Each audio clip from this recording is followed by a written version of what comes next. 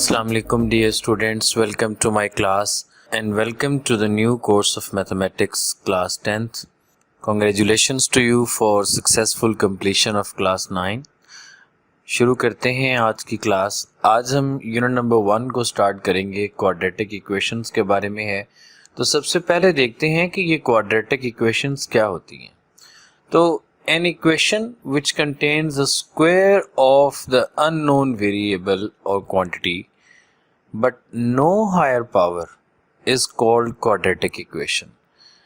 यानी कोई भी ऐसी इक्वेशन जिसके अंदर एक स्क्वायर मौजूद हो। अगर हम कोई इक्वेशन यहाँ पे लिखते हैं जिसमें स्क्वायर हो, जैसे फॉर एग्जांपल हम कहते हैं कि 7x square plus 3x minus 9 is equal to 0, तो ये एक इक्वेशन है जिसके अंदर स्टूडेंट्स ये देखें x का ये स्क्वायर है, ठीक है। तो इसके अंदर ये एक स्क्वायर फंक्शन मौजूद है एक वेरिएबल का या एक अननोन क्वांटिटी का, और इसके अंदर स्क्वायर से कोई हायर पावर मौजूद नहीं है। तो इसलिए हम ये कह सकते हैं कि ये एक क्वाड्रेटिक इक्वेशन है।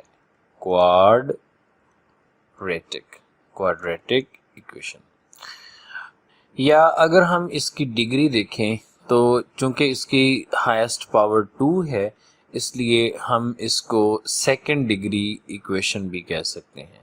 ये तो सेकंड डिग्री और क्वाड्रेटिक इक्वेशन दोनों हम इसको कह सकते हैं। जी, तो जो ये इसकी इक्वेशन लिखी हुई है ax square plus bx plus c is equal to 0, इसको हम इसकी स्टैंडर्ड फॉर्म कहते हैं कि ये इसकी स्टैंडर्ड फॉर्म है। जी, तो इसकी स्टैंडर्ड फॉर्म की कुछ और इक्वेशंस लिख के देखते हैं, just like x square minus x minus 2 is equal to 0। तो यानी इसके अंदर एक्स स्क्वायर का फंक्शन भी मौजूद होता है और इसके अंदर एक्स का फंक्शन भी मौजूद होता है और इसके अंदर एक कांस्टेंट मौजूद होता है। तो ये इसकी सारी स्टैंडर्ड फॉर्म है। अब इसमें यहाँ पे इसके डिफरेंट कोएफिशिएंट्स हो सकते हैं, इसके और भी एग्जांपल्स हम देख लेते हैं कि जस्ट लाइक आप कह सकते हैं कि 2x square plus 4x minus 7 is equal to 0, ये भी एक स्टैंडर्ड फॉर्मेट हो गया। यानी कोई भी जो इस इक्वेशन के साथ कंपेयर किया जा सकता हो, जैसे ये ax स्क्वायर है प्लस bx है प्लस c है इज इक्वल टू 0, तो जो भी हम इसके साथ कंपेयर कर सकते हैं, जैसे देखें यहाँ पे ये ax स्क्वायर है और इधर ये 2x स्क्वायर है, और यहाँ पे ये bx है, इधर ये इसका 4x है। अब इधर इसका ये प्लस c है और ये इधर इसका ये नेगेटिव है। तो अगर कोई एक इक्वेशन इस तरह से लिखी हुई हो कि 4x square plus 3 is equal to 0, तो ये भी क्वाड्रेटिक इक्वेशन है और ये भी स्टैंडर्ड फॉर्म में है। तो आप कहेंगे कि इसको हम ax square plus bx plus c के साथ कैसे कंपेयर कर सकते हैं। तो देखिए स्टूडेंट, यहाँ पर भी x मौजूद है लेकिन उसका कोएफिशिएंट 0 है। यानी अगर हम इसको इस तरह से लिखें कि 4x square plus 0x plus 3 is equal to 0, तो अब ये इसको हम कंपेयर कर सकते हैं, ठीक है जी। तो इसका मतलब है कि ये भी इसकी स्टैंडर्ड फॉर्म है। लेकिन ये एक स्पेशल किस्म की एग्जांपल है कि जिसके अंदर x का वेरिएबल नहीं है, इसको हम कहते हैं प्योर क्वाड्रेटिक।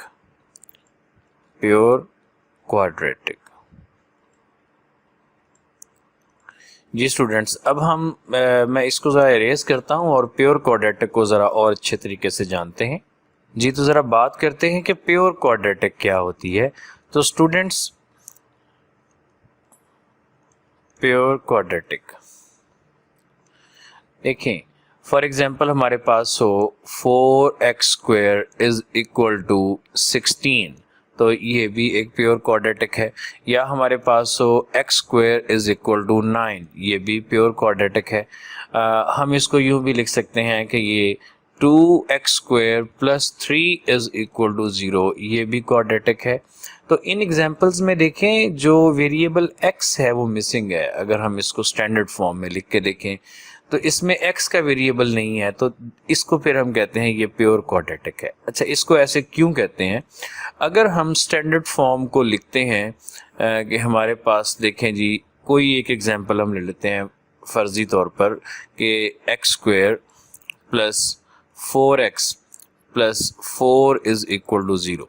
ये हमारे पास एक लेट्स सपोज कि ये एक स्टैंडर्ड फॉर्म में क्वाड्रेटिक इक्वेशन है। तो अगर हम इसका थोड़ा सा एनालिसिस करें तो ये एक्स स्क्वायर इसका क्वाड्रेटिक फंक्शन है, लेकिन जो ये 4x प्लस 4 है ये इसका लीनियर फंक्शन है, लीनियर फंक्शन, या इसको आप इसका लीनियर पार्ट कह सकते हैं। ठीक है, अब इसको लीनियर क्यों कहते हैं? क्योंकि इसकी अगर हम सिर्फ इसको देखें 4x प्लस 4 को देखें तो जो 4x plus 4 is equal to 0 है ये इसकी डिग्री 1 है, और जिसकी डिग्री 1 होती है उस इक्वेशन को हम अगर ग्राफ पे ड्रॉ करते हैं तो उसकी एक स्ट्रेट लाइन आती है। सपोज दैट कि ये -1 यहाँ पर है, यहाँ पर ये +1 है, इस तरफ ये +1, इस तरफ ये -1 है ग्राफ के ऊपर। तो जो स्टूडेंट्स ग्राफ को जानते हैं वो ये समझ सकते हैं कि यहाँ पर x की वैल्यू -1 है। अगर हम इस इक्वेशन को सॉल्व करते हैं तो ये 4x is equal to -4 and x is equal to -1, तो इसका जो ग्राफ की लाइन बनती है वो स्ट्रेट लाइन यहाँ पर बनती है। तो कोई भी लीनियर फंक्शन हो उसकी एक स्ट्रेट लाइन बनती है, उसकी डिग्री 1 होती है, उसको हम कहते हैं कि ये एक लीनियर इक्वेशन है। लेकिन अगर हम स्टैंडर्ड फॉर्म में देखें तो इसमें जो क्वाड्रेटिक फंक्शन है, क्वाड्रेटिक x की पावर 2 मौजूद होती है। अब जब आप इसको इन एग्जांपल्स को देखते हैं 4x स्क्वायर प्लस 16, तो आपको इसमें कोई लीनियर फंक्शन नज़र नहीं आ रहा, इसलिए हम इनको ये कह सकते हैं कि ये सिर्फ और सिर्फ क्वाड्रेटिक फंक्शन है, और ये x स्क्वायर वाले हैं इनके अंदर कोई लीनियर फंक्शन या कोई x मौजूद नहीं है। और दूसरी इनकी बात ये होती है कि इनको हम डायरेक्टली सॉल्व कर सकते हैं। जैसे ये देखेंगे 4x square is equal to 16 है, तो 4 को राइट साइड पे ला के अगर हम डिवाइड करते हैं तो ये 16 डिवाइडेड बाय 4, तो x square is equal to 4, और इनका स्क्वायर रूट ले लें दोनों साइड पे तो x इज इक्वल टू +-2। इनके जो रूट्स हैं वो हम डायरेक्टली निकाल सकते हैं जी। तो अब हम देखते हैं कि हमने इन क्वाड्रेटिक इक्वेशंस को सॉल्व कैसे करना है। ठीक है जी, ये how to solve quadratic equations. तो स्टूडेंट लीनियर इक्वेशंस की तरह इनको सॉल्व करने के भी नंबर ऑफ मेथड्स हैं, ग्राफिकल मेथड्स भी हैं, अलजेब्रिक मेथड्स भी हैं, लेकिन जो आपके कोर्स में शामिल हैं वो 2 मेथड्स हैं कि एक तो हम इनको सॉल्व करते हैं बाय फैक्टराइजेशन मेथड। ये फैक्टराइजेशन जो है ये आपने क्लास 9th में बहुत डिटेल से चैप्टर नंबर कुछ हिस्से 4 में भी हैं, ज़्यादा डिटेल में 5 और 6 में आपने फैक्टराइजेशन को किया है।